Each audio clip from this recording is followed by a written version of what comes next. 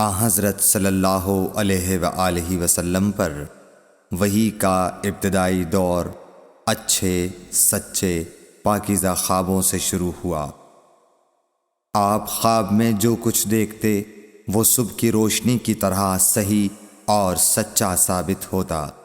پھر من جانب قدرت آپ تنہائی پسند ہو گئے اور آپ نے غار حرا میں خلوت نشینی اختیار فرمائی اور کئی دن اور رات وہاں مسلسل عبادت اور یاد الہی و ذکر میں مشغول رہنے لگے۔ جب تک گھر آنے کو دل نہ چاہتا توشہ ہمراہ لیے ہوئے وہاں رہتے۔ توشہ ختم ہونے پر ہی اہلیہ محترمہ حضرت خدیجہ رضی اللہ تعالی عنہا کے پاس تشریف لاتے اور کچھ توشہ ہمراہ لے کر پھر وہاں جا کر خلوت گزین ہو جاتے۔ یہی طریقہ جاری رہا یہاں تک کہ آپ پر حق منکشف ہو گیا اور آپ غار حرا ہی میں قیام پذیر تھے کہ اچانک حضرت جبرائیل علیہ السلام آپ کے پاس حاضر ہوئے اور کہنے لگے کہ اے محمد پڑھو۔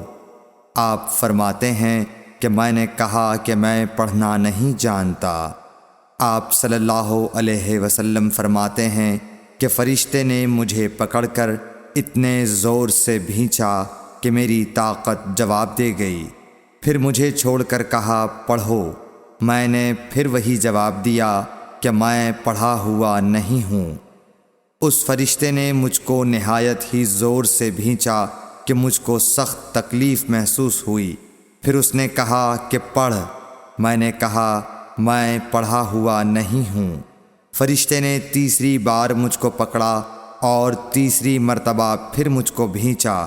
پھر مجھے چھوڑ دیا اور کہنے لگا کہ پڑھو اپنے رب کے نام کی مدد سے جس نے پیدا کیا اور انسان کو خون کی پھٹکی سے بنایا۔ پڑھو اور آپ کا رب بہت ہی مہربانیاں کرنے والا ہے۔ بس یہی آیتیں آپ حضرت جبرائیل علیہ السلام سے سن کر اس حال میں غار حرا سے واپس ہوئے کہ آپ کا دل اس انوکھے واقعے سے کانپ رہا تھا۔ آپ حضرت خدیجہ کے ہاں تشریف لائے اور فرمایا کہ مجھے کمبل اوڑھا دو، مجھے کمبل اوڑھا دو۔ لوگوں نے آپ کو کمبل اوڑھا دیا۔ جب آپ کا ڈر جاتا رہا تو آپ نے اپنی زوجہ محترمہ حضرت خدیجہ رضی اللہ تعالی عنہا کو تفصیل کے ساتھ یہ واقعہ سنایا اور فرمانے لگے کہ مجھ کو اب اپنی جان کا خوف ہو گیا ہے۔ آپ کی اہلیہ محترمہ حضرت خدیجہ رضی اللہ تعالی عنہا نے آپ کی ڈھارس بندھائی اور کہا کہ آپ کا خیال صحیح نہیں ہے۔ اللہ کی قسم آپ کو اللہ کبھی رسوا نہیں کرے گا۔ آپ تو اخلاق فاضلہ کے مالک ہیں۔ آپ تو کنبہ پرور ہیں، بے کسوں کا بوجھ اپنے سر پر رکھتے ہیں، مفلسوں کے لیے آپ کماتے ہیں، مہمان نوازی میں آپ بے مثال ہیں اور مشکل وقت میں آپ امر حق کا ساتھ دیتے ہیں۔ ایسے اوصاف حسنہ والا انسان یوں بے وقت ذلت و خواری کی موت نہیں پا سکتا۔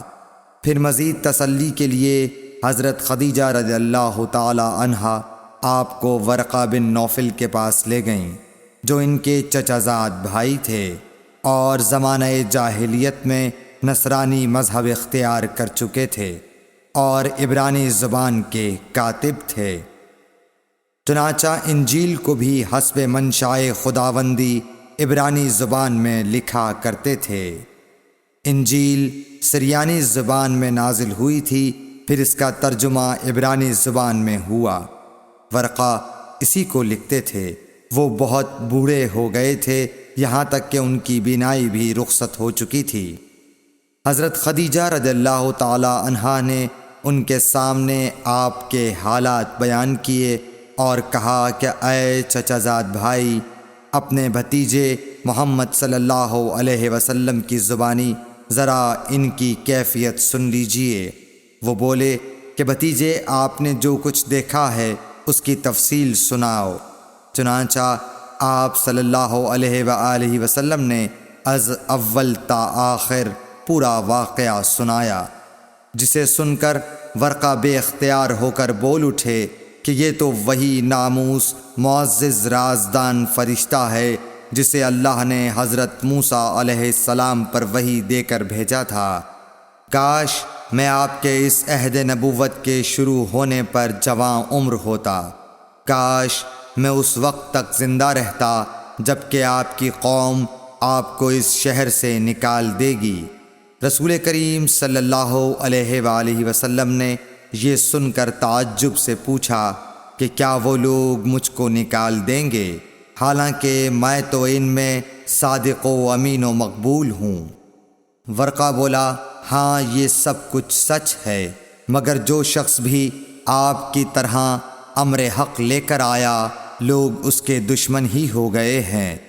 اگر مجھے آپ کی نبوت کا وہ زمانہ مل جائے تو میں آپ کی پوری مدد کروں گا، مگر ورقہ کچھ دنوں کے بعد انتقال کر گئے، پھر کچھ عرصے تک وحی کی آمد موقوف رہی۔ صحیح بخاری حدیث نمبر 3۔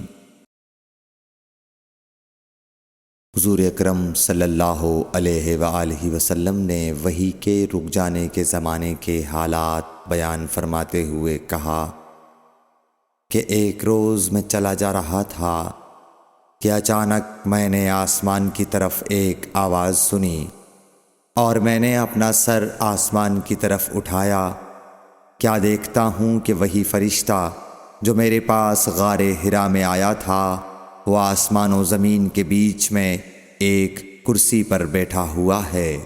میں اس سے ڈر گیا اور گھر آنے پر میں نے پھر کمبل اوڑھنے کی خواہش ظاہر کی۔ اس وقت اللہ پاک کی طرف سے یہ آیات نازل ہوئیں، اے لحاف اوڑھ کر لیٹنے والے، اٹھ کھڑا ہو اور لوگوں کو عذاب الہی سے ڈرا، اور اپنے رب کی بڑائی بیان کر، اور اپنے کپڑوں کو پاک صاف رکھ اور گندگی سے دور رہ۔ اس کے بعد وہی تیزی کے ساتھ پے در پے آنے لگی۔ صحیح بخاری حدیث نمبر 4۔